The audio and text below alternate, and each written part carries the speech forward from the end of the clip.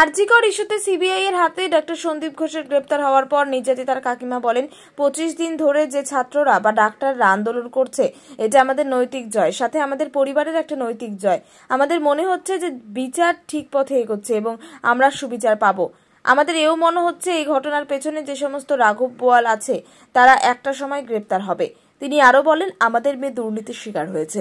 সেক্ষেত্রে ডক্টর সন্দীপ ঘোষের গ্রেপ্তার কোথাও গিয়ে একটা স্বস্তির নিঃশ্বাস ফেলেছে। তবে এখনো পর্যন্ত নির্যাতিতার আত্মার শান্তি পায়নি বলে মনে করেন কাকিমা। তিনি বলেন, যেদিন এই অপরাধের সাথে যুক্ত প্রত্যেকটা মানুষ ফাঁসি কাঠে ঝুলবে, সেদিনকে আমরা বলতে পারবো আমাদের মেয়ে শান্তি পেয়েছে এবং আমরা পরিবারের তরফ থেকে শান্তি পেয়েছি। আছি সবার তরফ থেকেই আমি বলছি, মানে বার্তাটা দিচ্ছি যে যারা যেই ছাত্ররা যেই ডাক্তাররা আজকে আন্দোলন করছে টানা 25 দিন ধরে, এটা তাদের নৈতিক জয়, সাথে আমাদের পরিবারেরও একটা নৈতিক জয়। আমরা মনে করছি যে আমরা বিচার ঠিক পথে এগোচ্ছে এবং আমরা সুবিচার পাবো। সিবিআই প্রতি আস্থা আছে? হ্যাঁ, নিশ্চয়ই আস্থা আছে। মনে হয় কি এবার আরো রাঘব বোয়ালরা ধরা পড়বে? হ্যাঁ, তা তো নিশ্চয়ই, আমরা তো সেই আশাই রাখছি যে রাঘব বোয়াল ধরা পড়বে। অবশ্যই অবশ্যই একজন ধরা পড়েছে, এরপর আরো নাম আসবে, আমরা সেই অপেক্ষাতেই দিন গুনছি। এটা কি আরো আগে হওয়া উচিত ছিল? মানে অ্যারেস্ট অনেকে দাবি করছিলেন যে, দেখুন, এটা তো হওয়া উচিত কি ছিল কি উচিত ছিল না সেটা নিয়ে আমি কিছু বলতে পারবো না, কিন্তু যেটা হয়েছে তাতে আমরা খুশি। একটা স্বস্তির নিঃশ্বাস বলা হ্যাঁ, যেতে পারে। নিশ্চয়ই নিশ্চয়ই। কোথাও গিয়ে একটা তো আমাদের মেয়েটা তো দুর্নীতিরই বলি, সেটা আমরা খুব ভালোভাবে বুঝতে পারছি। তো কোথাও গিয়ে একটু হলেও আমরা স্বস্তির নিঃশ্বাস। কোন জায়গায় কি মনে হচ্ছে তিলোত্তমার আত্মা একটু শান্তি পাচ্ছে? এখনো নয়। যেদিনকে এই যারা এই অপরাধের সঙ্গে যুক্ত আছে তারা যেদিনকে প্রত্যেকটা মানুষ ফাঁসি কাঠে ঝুলবে বা চরমতম মানে অপরাধের শাস্তি হবে, সেদিনকে আমরা বলবো যে আমাদের মেয়েও শান্তি পেয়েছে, আমরাও পরিবারের তরফ থেকে শান্তি পেয়েছি। ঠিক আছে দিদি, থ্যাংক ইউ। ম্যাম একটু হিন্দিতে বলে দিন না প্লিজ। কোর্টে গেছিলাম, এটা তো বারবার বলেছি, আর কিছু বলার নেই এই ব্যাপারে। সমস্ত দেখতে পাচ্ছেন, ভবিষ্যতে কি হবে সেটাও দেখতে পাবেন। কিছু পজিটিভ দিক আমাদের কাছে এলে আমরা একটু মানসিকভাবে আরো দৃঢ় থাকতে পারতাম। এখন যতটা ইয়ে যে শীতের সমস্যা আমাদের মধ্যে মনের মধ্যে কাজ করছে যে কি হচ্ছে এই ভাবটা হয়ে গেছে। সিবিআই তরফ থেকে আপনাদের বলা হচ্ছে কোনো ইনফরমেশন? না না না না না না, ওনারা সবসময় বলছেন যে আমাদের যা ক্ষমতা আছে যে সর্বশক্তি দিয়ে আমরা চেষ্টা করি।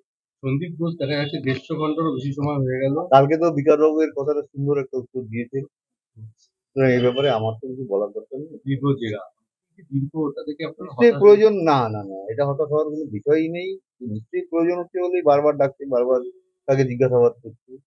আজকে দেখেছেন যে অশোকনগরের এক তৃণমূল নেতা যে মন্তব্য করেছেন, এটা তার পুরো সে নিজে দায়িত্ব নিয়ে বলেছে এবং তার জন্য তো দল তার বিরুদ্ধে ব্যবস্থা নিয়েছে। যে যা বলছে সে তার নিজের দায়িত্বে বলছে। এর জন্য মনে হয় কোনো দল উপর থেকে বলে দিচ্ছে না তুমি বলো এটা।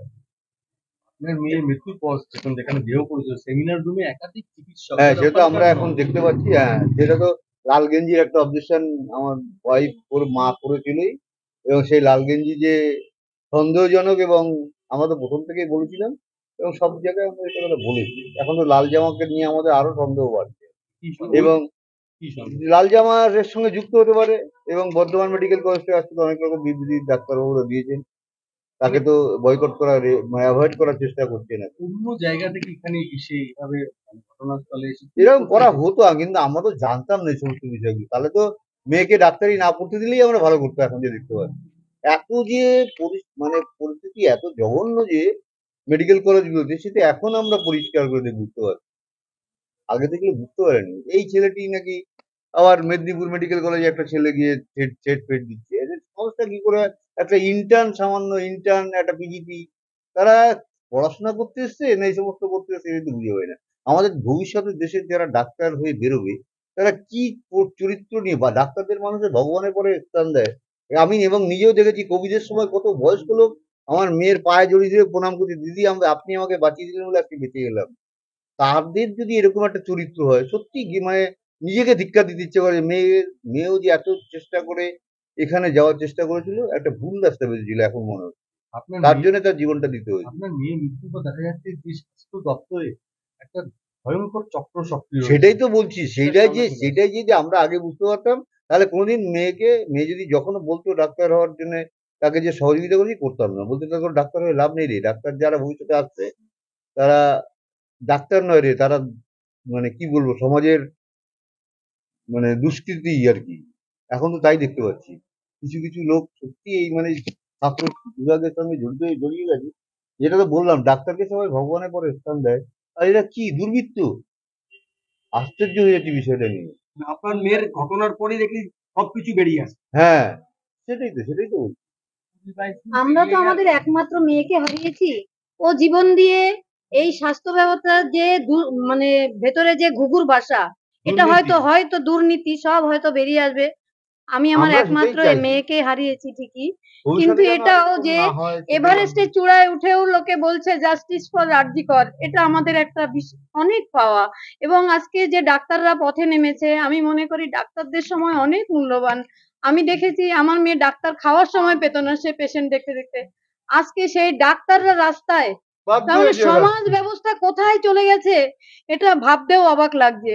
যেখানে ডাক্তারই ভগবান, সেই ভগবান রাস্তায় এসে বলছে যে আমরা এর প্রতিকার চাই। আর কি বলবো বলুন। প্রায় ২০ দিন পেরিয়ে গেল।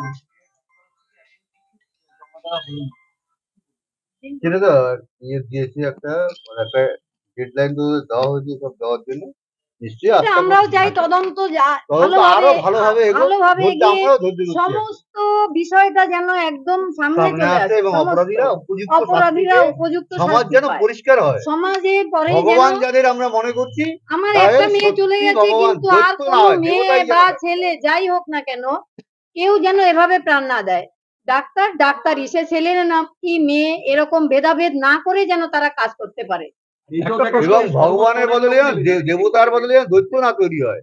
আমার এটাই সবার কাছে একটা অনুরোধ হয়ে থাকে। আপনার মেয়ের জন্য সর্বস্তরের লোক রাস্তায় নামছে। সমস্ত সেজন্য সবাই লোককে আমরা আমরা পরিবেশ সদস্য মানে হিসেবে মানি। অন্তরের অন্তঃস্থল থেকে কৃতজ্ঞতা বললেও কম হয়ে যাবে। তাদের মানে আন্তরিক অভিনন্দন জানাবো, কি বলে জানাবো সেই ভাষাটুকু আমরা হারিয়ে ফেলেছি। তাদের আমরা পাশে পেয়েছি বলে আমরা আজকে কৃতজ্ঞ। তারা যতদিন না আমরা বিচার পাই, তারা যেন এভাবেই আমাদের পাশে থাকে। একটা প্রশ্ন হচ্ছে যে যেখানে সিবিআই তদন্ত করছে সেখানে বারে যে ডিসি সেন্ট্রাল ইন্দিরা মুখার্জি বা অন্য পুলিশ অফিসার আমি তো বারবার আমরা এসব বলতে চাই না, উনি বলতে বারবার হচ্ছে, মিথ্যে কথা না, বলছেন। ওটা বারবার মিথ্যা কথা বলছি, তুমি বারবার বলছি এক সিবিআই কথা। তদন্ত চলাকালীন ছিল তো কলকাতা পুলিশের এরকম বলটা কি ওনারা তো বাধ্য হয়ে বলছেন এখন এই সমস্ত বিভিন্ন জুনিয়র ডাক্তাররা তারা তো গেছে, হাতে কোনো তরোয়াল অস্ত্র কিছুই নেই, তারা ফুল হাতে নিয়ে গেছে। তাদের ওই লোহার ব্যারিকেড দিয়ে আটকানো, এটা তো একটা অমানবিক অমানবিক। কি চাপা দিতে চাচ্ছে? সেটা আমরা কি করে ওনারা বলবো? বলতে পারবেন সেটা ভালো। ওনারাই, উনি সামনে যারা এসে কথা বলার প্রশাসক, হয়তো সৎ সাহস নেই ওনার, তাই উনি লোহার ব্যারিকেড দিয়ে ওদের আটকাতে চাইছেন। Thank you.